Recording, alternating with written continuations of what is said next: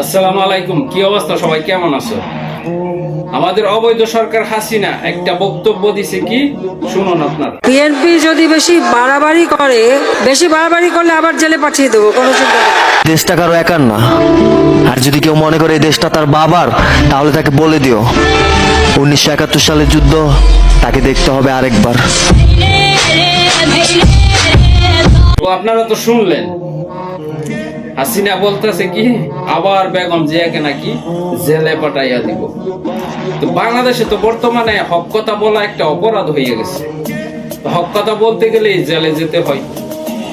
তারপর আমাদের দেশ নায়ক তারেক জিয়া হাসিনার এই বক্তব্যের রিপ্লাই কি দিয়েছে আপনারা নিজেই শুনুন, শুনলে অবাক হবেন। এই বিচার কার কাছে দিছে? হাসিনা যে বলল আবার দরকার হয় বেগম জিয়াকে জেলখানায় বন্দি করব, তো আমাদের দেশ নায়ক তারেক জিয়া কার কাছে বিচার দিছে? আপনারা সম্পূর্ণ ভিডিওটা দেখুন। প্রিয় ভাই বোনেরা, দুদিন আগে এই মাফিয়া নেত্রী শেখ হাসিনা আরেকটি কথা বলেছে।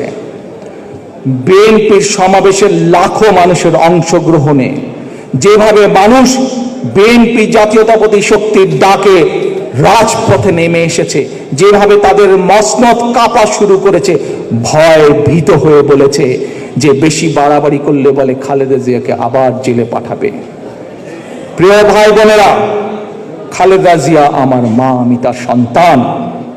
আজ শেখ হাসিনা যেই কথা বলেছে খালেদা জিয়াকে জেলে পাঠাবে, আজ আপনাদের সামনে এবং সোশ্যাল মিডিয়ার মাধ্যমে যারা সংযুক্ত আছেন প্রতিটি মানুষের কাছে আমি শুধু একটি কথা বলবো, শেখ হাসিনার এই জবাব আমি দেব না।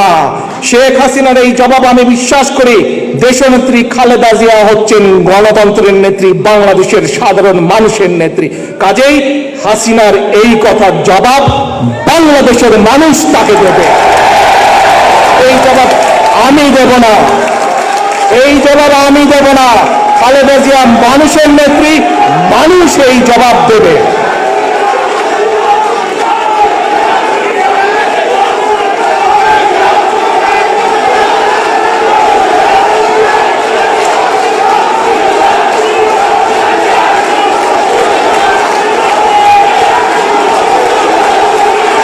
মাফিয়া নেত্রী, মাফিয়া শেখ হাসিনা কয়েকদিন আগে বলেছে বিএনপির অবস্থা নাকি হেফাজতের মতন হবে। আজ এই মঞ্চে দাঁড়িয়ে আমি কয়েকবার বলেছি যে যেদিন ইনশাল্লাহ বাংলাদেশে জনগণের সরকার প্রতিষ্ঠিত হবে, সেই দিন ওই বিডিআর হত্যাকাণ্ডের বিচার হবে। আজ শেখ হাসিনা স্বীকার করে নিল যে হেফাজতে যে মানুষগুলোকে সেদিন হত্যা করা হয়েছিল সেই হত্যার নির্দেশদাতা সে। কাজে আজ এই মানুষগুলো আপনাদের সকলের সামনে আমি বলতে চাই, এই হেফাজতের মানুষগুলোকে হত্যার বিচারের দায় শেখ হাসিনাকে নিতে হবে। ষড়যন্ত্রকারীরা হচ্ছে বাংলাদেশের বিপক্ষ শক্তি, আপনাদেরকে মনে রাখতে হবে। সমাবেশ করা মানেই কিন্তু আমাদের লক্ষ্য এখনো হাসিল হয়নি, অ্যাচিভ হয়নি। আমাদের আরো বহু দূর যেতে হবে, আরো বহু ষড়যন্ত্র হবে, বহু বিভ্রান্তি হবে। আপনাদেরকে এর জন্য প্রস্তুত থাকতে হবে বাংলাদেশের জনগণকে নিয়ে। আগামী দিনের যদি নিরপেক্ষ নির্বাচন চান, বাক স্বাধীনতা ফিরে পেতে চান, ভোটের অধিকার ফিরে পেতে চান, তাহলে আর কোনো পথ নেই। একটাই পথ, ফয়সালার একটাই পথ, নিরপেক্ষ ভোটের অধিকার আদায়ের ফয়সালার পথ একটাই।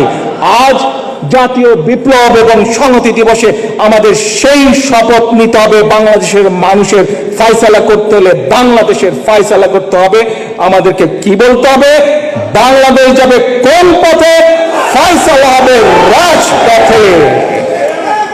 সকলকে রাজপথে ফয়সালার আহ্বান জানিয়ে আজকে আমার বক্তব্য শেষ করছি। আল্লাহ হাফেজ।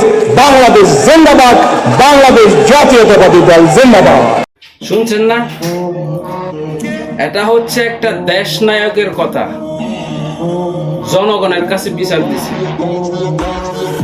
সাধারণ জনগণ আমরা যারা আছি অবশ্যই জানি দেশমাতা খালেদা জিয়াকে কতটা ভালোবাসি এবং দেশ নায়ক তারেক জিয়াকে কতটা ভালোবাসি। তো অবৈধ হাসিনা, তোমার দিন শেষ হয়ে আসছে ইনশাআল্লাহ। ইনশাআল্লাহ তোমার দিন শেষ হয়ে আসছে।